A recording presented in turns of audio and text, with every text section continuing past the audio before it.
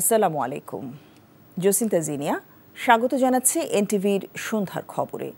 Crown cement শিরোনাম দেখছিলেন, এবার পুরো খবর। বিএনপি ভারপ্রাপ্ত চেয়ারম্যান তারেক রহমানের দেশে ফিরতে কোনো বাধা নেই জানিয়ে পররাষ্ট্র উপদেষ্টা তৌহিদ হোসেন বলেন, চাইলে একদিনের মধ্যে ট্রাভেল পাস দিতে পারবে লন্ডনে বাংলাদেশ হাইকমিশন। জাতীয় প্রেস ক্লাবে ডিক্যাব আয়োজিত এক সভায় সাংবাদিকদের প্রশ্নের জবাবে এসব কথা বলেন তিনি। জানান, তারেক রহমানের দেশে ফেরার ব্যাপারে সরকারের পক্ষ থেকে কোনো বিধিনিষেধ নেই।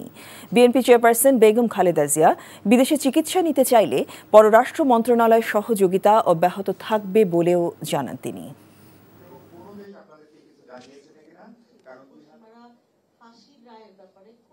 তারেক রহমান আবার খুব স্পষ্ট সেটা হলো যে এক নম্বর হচ্ছে যে তাকে যদি আসতে হয় কি পদ্ধতিতে আসবেন। এটা নিয়ম হচ্ছে যখন পাসপোর্ট থাকে না বা মেয়াদ উত্তীর্ণ হয়ে যায় তখন কেউ যদি আসতে চান তাহলে তাকে আমরা ওয়ান টাইম পাস একটা দিয়ে দিই আর কি, একবার দেশে আসার জন্য। তো এটা দিতে একদিন লাগে। কাজে এটা উনি যদি আজকে বলেন যে উনি আসবেন, আগামীকাল ওনাকে আমরা এটা দিয়ে পরশুদিন উনি প্লেনে উঠতে পারবেন, কোনো অসুবিধা নেই। অন্য প্রসঙ্গ, সুষ্ঠু নির্বাচন না হলে দেশে গণতান্ত্রিক উত্তরণ সম্ভব নয় বলে মন্তব্য করেছেন নির্বাচন ব্যবস্থা সংস্কার কমিশনের প্রধান বদিউল আলম মজুমদার। দলগুলো যদি সঠিক ব্যক্তিকে মনোনয়ন দেয় তাহলে গণতান্ত্রিক উত্তরণ সম্ভব হবে বলেও এ সময় জানান তিনি। এদিকে রাজনৈতিক দলগুলো বলছে, নির্বাচন কমিশন এখনও জনগণের প্রত্যাশা পূরণ করতে পারছে না, বরং কোনো কোনো ক্ষেত্রে পক্ষপাতিত্ব করছে। নূর হোসেনের রিপোর্ট।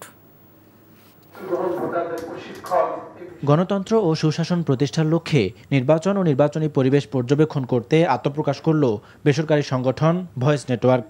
আত্মপ্রকাশ উপলক্ষে রাজধানীর সিরডাপ মিলনায়তনে ত্রয়োদশ জাতীয় সংসদ নির্বাচনের সম্ভাবনা ও চ্যালেঞ্জ নিয়ে সেমিনারের আয়োজন করে সংগঠনটি। সেমিনারে আলোচকরা বলেন, কালো টাকার ব্যবহার বন্ধ ও পেশিশক্তির প্রভাবমুক্ত নির্বাচন আয়োজনে সরকারকে বিশেষ গুরুত্ব দিতে হবে। মানি ম্যান মিডিয়া যে প্রস্তুত করে হচ্ছে ভোটের একটা আবহ তৈরি করা, এইবারের সুষ্ঠু নির্বাচনের ক্ষেত্রে একটা বড় চ্যালেঞ্জ হবে। এখন সিটি কর্পোরেশন আইসা যে বিলবোর্ড খুলবে, পোস্টার লাগাবে, সিটি কর্পোরেশনের তো টাকা দিচ্ছি আমরা সবাই, সে কি আব্বাস ভাই আর হেলাল ভাই পোস্টার লাগানোর জন্য পেজ করা হয়েছে? যে পোস্টার লাগাইছে তাকে খুলতে হবে, আমি পোস্টার লাগাইলে আমি খুলবো। নিরপেক্ষ নির্বাচনের স্বার্থে প্রশাসনকে জবাবদিহির আওতায় আনার দাবি জানান বিএনপি ও জামাত নেতারা।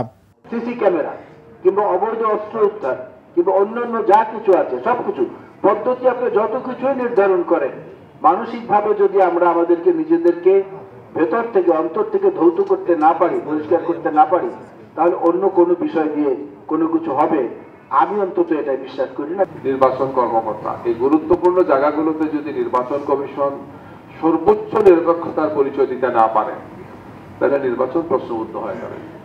আমরা আশা করব নির্বাচন কমিশনের ক্ষেত্রে নিউট্রাল থাকবেন, দায়িত্বশীলতার পরিচয় দেবেন এবং অতীত অভিজ্ঞতাকে তারা সামনে রাখবেন।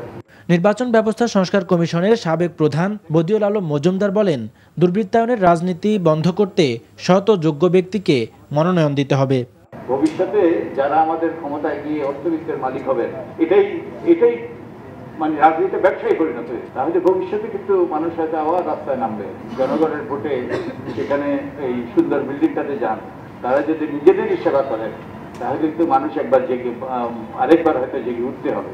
সরকারের পাশাপাশি নাগরিক সমাজকে তাদের ভূমিকা পালনের আহ্বানও জানান বদিউল আলম মজুমদার। নূর হোসেন, এনটিভি নিউজ, ঢাকা। ত্রয়োদশ জাতীয় সংসদ নির্বাচনে ভোট কেন্দ্রের সংখ্যা নয়, বরং গোপন কক্ষের সংখ্যা বাড়ানো হবে। নির্বাচন কমিশন সচিব আখতার আহমেদ আগারগাঁওয়ে 34টি মন্ত্রণালয়ের সচিব ও বিভাগীয় প্রধানদের সঙ্গে বৈঠক শেষে এমন কথা বলেন। ত্রয়োদশ সংসদ নির্বাচন ও গণভোটের তফসিল ঘোষণার আগে সার্বিক কাজের সমন্বয়, নিয়োগ পরিকল্পনা নিয়ে মন্ত্রণালয় ও বিভাগীয় প্রধানদের সঙ্গে আলোচনা করেন কমিশন সচিব। পরে সাংবাদিকদের বলেন, গণভোট ও জাতীয় নির্বাচন একই দিনে করার মহাযজ্ঞ হবে। মাঠ প্রশাসন ও আইনশৃঙ্খলা বাহিনীর মধ্যে আন্তঃসমন্বয় চেয়েছে ইসি। সচিব বলেন, নির্বাচনকালীন সময়ে দায়িত্ব পালনে সংশ্লিষ্টদের ভাতা বাড়ানো হয়েছে যেন রাজনৈতিক কারো আতিথেয়তা না নেওয়া লাগে। 1 লাখেরও বেশি প্রবাসী ভোটার নিবন্ধন করেছেন জানিয়ে তিনি বলেন, আইনশৃঙ্খলা পরিস্থিতি সন্তোষজনক।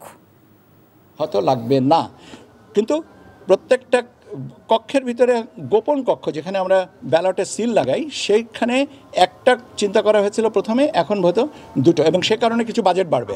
ভোটাররা 4টা ভোট একসাথে পড়ছেন, তার জন্য সময় বেশি লাগবে। আর যিনি আগে থেকে ভোট জেনে যাবেন যে 4টা প্রস্তাবনা কি, তার জন্য এটা সিদ্ধান্ত নেওয়াটা আগে থেকে, এটাও তো একটা চ্যালেঞ্জ। জামায়াত ইসলামীর সেক্রেটারি জেনারেল অধ্যাপক মিয়া গোলাম পরওয়ার অভিযোগ করেছেন, সরকারের ভেতরে থাকা কিছু লোকের কুপরামর্শে একই দিনে গণভোট ও জাতীয় নির্বাচনে গেজেট প্রকাশ করেছে অন্তর্বর্তীকালীন সরকার। অবিলম্বে এই গেজেট বাতিল করে জাতীয় নির্বাচনের আগে গণভোটের দাবি করে জামায়াত ইসলামীর সেক্রেটারি জেনারেল অধ্যাপক মিয়া গোলাম পরওয়ার বলেছেন, আন্দোলনরত 8 দল সম্প্রসারিত হচ্ছে, অনেক দল এরই মধ্যে তাদের নতুন জোটে অংশ নিতে আগ্রহ প্রকাশ করেছে। বিকেলে রাজশাহী নগরীর ঐতিহাসিক মাদ্রাসা মাঠে আন্দোলনরত 8 দলের বিভাগীয় সমাবেশে তিনি এসব কথা বলেন। 5 দফা দাবিতে এই সমাবেশ আয়োজন করা হয়। আইনশৃঙ্খলা পরিস্থিতির চরম অবনতি হয়েছে, এর মধ্যে আবার দলের পছন্দমতো প্রশাসনকে ঢেলে সাজানো হচ্ছে। এই প্রশাসনকে দিয়ে সুষ্ঠু নিরপেক্ষ নির্বাচন কখনোই সম্ভব নয় বলে মন্তব্য করেন অধ্যাপক মিয়া গোলাম পরওয়ার। নিয়মতান্ত্রিক আন্দোলনে আপনাদেরকে বারবার বলে যাচ্ছি, সুযোগ আছে, আপনারা জাতীয় নির্বাচনের আগে এখনো গণভোটের তারিখ পরিবর্তন করুন। লেভেল প্লেইং ফিল্ড এখনো হয়নি। ইচ্ছামতো একটি দলের গোপন ষড়যন্ত্রে অন্য কাউকে ক্ষমতা আনার জন্য ডিসি, এসপি, ইউনো, ওসি ইচ্ছামতো বদলি করে প্রশাসনে আপনারা হাত দিয়ে প্রশাসনকে নষ্ট করে ফেলছেন। এদের অধীনে নির্বাচন নিরপেক্ষ হতে পারে না।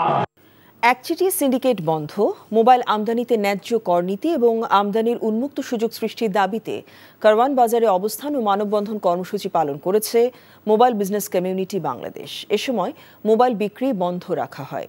সকালে রাজধানী কারওয়ান বাজার সার্ক ফোয়ারার সামনে এই মানববন্ধনের আয়োজন করে সংগঠনটি। এ সময় তারা সরকারকে আলোচনার টেবিলে বসার আহ্বান জানায়। দাবি না মানা পর্যন্ত আন্দোলন অব্যাহত থাকবে বলেও জানান আন্দোলনকারীরা। এদিকে হঠাৎ এমন কর্মসূচির কারণে রাজধানী সহ দেশের বিভিন্ন স্থানে মোবাইল কেনাবেচা, মেরামত ও সার্ভিসিং সেবা বন্ধ হয়ে যায়। 3 দফা দাবিতে আন্দোলনের অংশ হিসেবে এদিন দোকান বন্ধ রাখা হয়।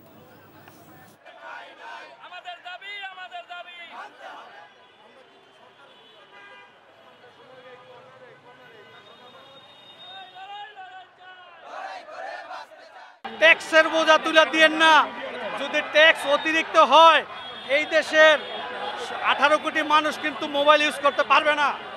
সুতরাং ট্যাক্স কমান, আমাদের সাথে বসেন, ইম্পোর্টের প্রতিবন্ধকতা কমান, আমরা যেন ট্যাক্স দিয়ে সহজভাবে ব্যবসা করতে পারি। অবশেষে ব্যাংক হিসেবে অনুমোদন পেল সম্মিলিত ইসলামী ব্যাংক পিএলসি।